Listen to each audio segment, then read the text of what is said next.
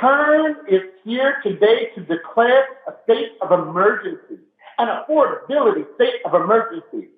Residential customers of the four big utilities have arrearages right now of nearly $2 billion, and hundreds of thousands of Black, Brown, Indigenous, and other low-income families are in danger of being shut off in the next few months. The Commission has slapped Edison customers with a 20% increase in the last 12 months by approving $2.1 billion in rate increases. Turn is profoundly disappointed that the Commission overruled a recent ALJ proposed decision and gave Edison an extra $1 billion for covered conductors to reduce wildfire risk by only an additional 2%. The Commission slammed PG&E customers with a 20% rate increase in the first 3 months of 2022 alone, on top of double-digit increases in 2021.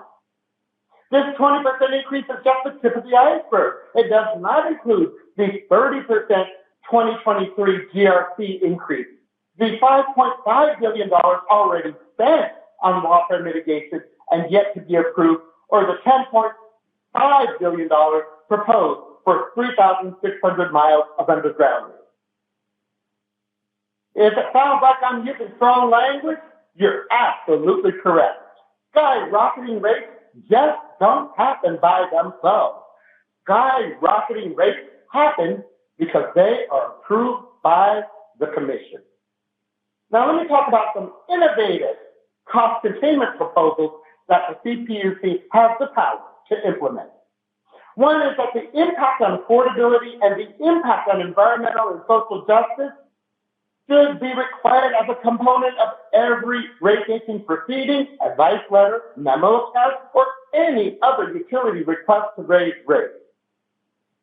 2, allocate zero ratepayer dollars for the Edison proposal to electrify 10,000 homes, zero ratepayer dollars for the PG&E charge-ahead EV proposal, and zero ratepayer dollars for SoCal Gas proposal for allegedly green hydrogen pipelines.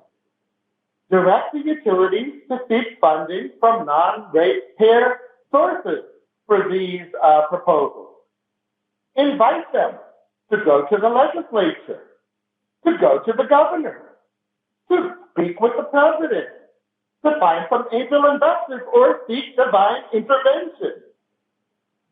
Another idea is to hire an independent auditor to review management staffing ratios and expenses.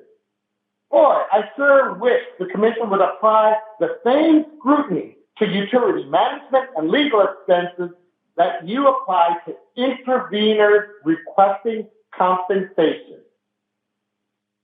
Another idea is to adopt an inflation cap on rate increases as a solution for affordability.